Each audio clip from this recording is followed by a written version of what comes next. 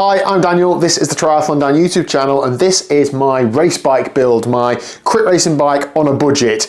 Yes, I know the budget is very tight because it doesn't yet have any wheels or anything I need to ride it. That will come. In this video, I'm going to talk to you about what this frame is, why I've chose it, why I think it's the perfect race bike for me, and yes, it is aluminium, and then I'm going to talk a bit about what I'm going to do to it in terms of the specific build. Now, I can sense some people are yammering on the keyboards about, oh, you're clamping the frame. I'm not clamping it, it's just sat in there, okay? And it's aluminium, so it's probably safer than carbon. Right, there we go. First positive, I can put it on a video using a frame mount to clamp the tubes. So it is a Trek Emonda ALR 5. It's a 2023 frame. Yes, it's been used. It's come to me as just a frame set in Cockpit. The frame itself is a 58cm frame. Being 6'2", when I'm looking for second-hand bikes, it's the size that's the biggest problem for me, rather than finding something that's the right spec or even the right bike. If I'm looking for something and it's the right size and it's vaguely what I'm after, it's pretty much the best I'm going to get. Now, this was actually bought off of a friend. He was going to build it into a race bike. Now he's gone down and chosen something else. So I jumped on it, it's the right size for me. Trek normally do two different geometries. They do a H1 and a H2. The H1 is their like race aggressive geometry, and the H2 is their more endurance geometry. This bike on paper is a H1.5. That's how Trek market it and say that it is the same geometry as the carbon version. However, this specific one does have a sticker on it saying H2, so I'm not 100% certain. I've done a bit of tape measuring and comparing it to the things online, and this I think is the H1.5, and I'm pretty sure it is, and that essentially means that this is a race bike geometry wise. Now, I have been racing a Canyon Aeroad CFS LX. I think it's a 2018 or 2019 bike.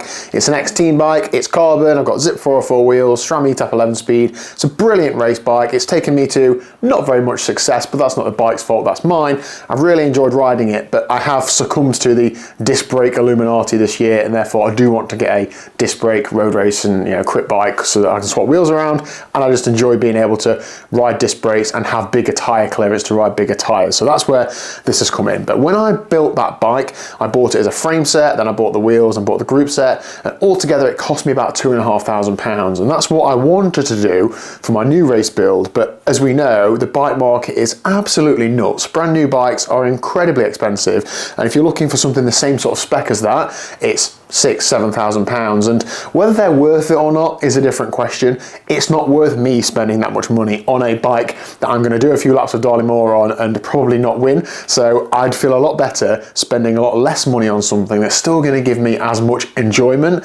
And I think I actually enjoy racing cheaper bikes more because you're not as concerned about the bike. I don't want to crash this and snap it in half, but I wouldn't have to, I don't know, sell a kidney to pay for any sort of repair. So the frame itself, when you think back a few years ago perhaps about aluminium bike frames, you could see welds everywhere and you could really tell that it was. I don't think you can with this. It's really smooth around the top end. Near the bottom bracket, the welds are a bit more visible, but of course you want a bit more strength there. You're putting a lot of stress and flexion through it, and as soon as there's a crank on the bike, well, you're not really going to see it at all. So looking at the bike, and even when you do the tap, you're like, yeah, I can tell it's aluminium, but it's not like it's big, heavy and clunky.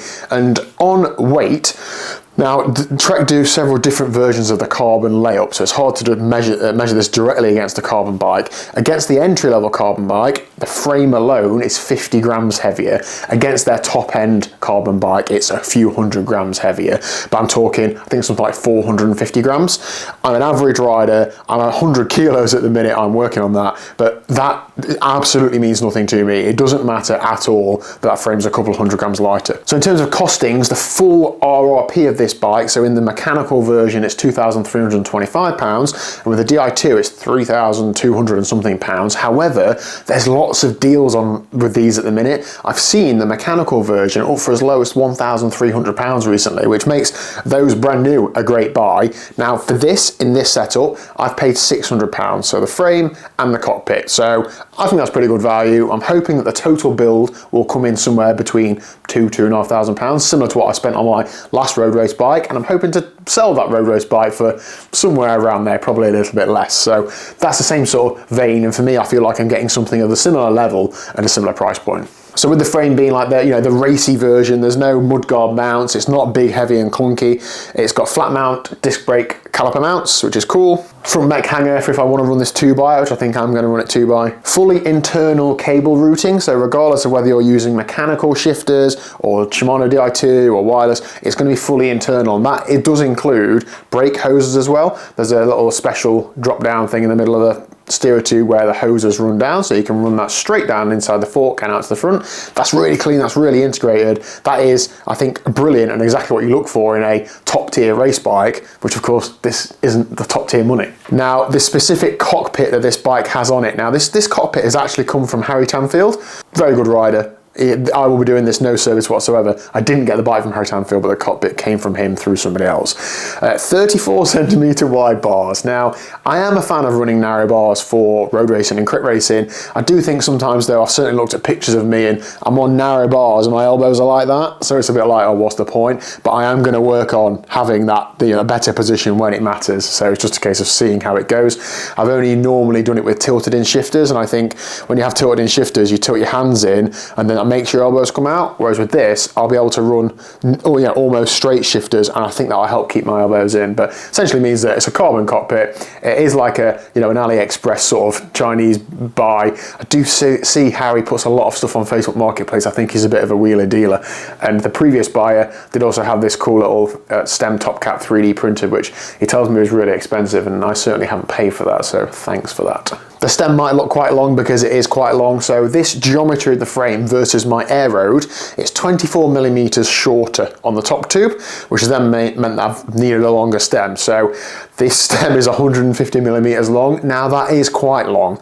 So I am 24 mil shorter, but then 40 mil longer, so I'm 16 mil longer than my Air Road, but I am a little bit narrower, and when you go narrower you do need to go a bit longer in order to get that same upper body position. So I'm pretty confident that's going to be the right sort of position for me.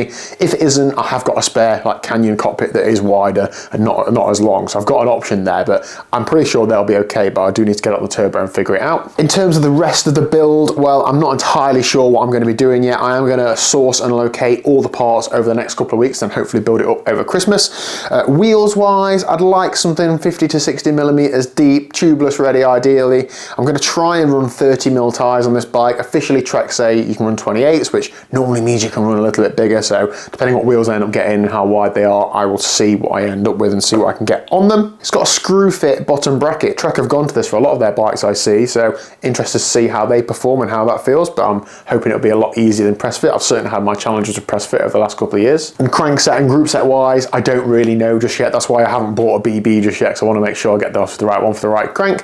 I'm debating between perhaps going to a 1x, so I could get a SRAM XS 1x, but I think if I'm going to use this on the odd club ride, it's hilly around here, I would like to have a 2x. I am then also debating going like, full on China bike, get a Chinese group set and see how that works on this. That's something I've debating, but we'll have to see what happens. Seat post wise, I've already got a seat post. I've got a Canyon split seat post, which isn't like a racy one, but it is really comfortable, and it's like the one that bends and flexes a little bit. I get on really well with that, enjoy riding it, so I'm sure that'll be absolutely fine. I'm going to refresh the headset bearings. It's just a little bit stiff. It's okay, but if I'm going to go to the trouble of building the whole bike, I want it to be, as new as possible. I'm sort of writing off Di2 already because I think, well, I can't be bothered to route the cables down the bike, but actually looking at this bike itself, the tubes are that wide, and because it's not carbon, there's no like fraying things on the inside. It looks quite easy to route.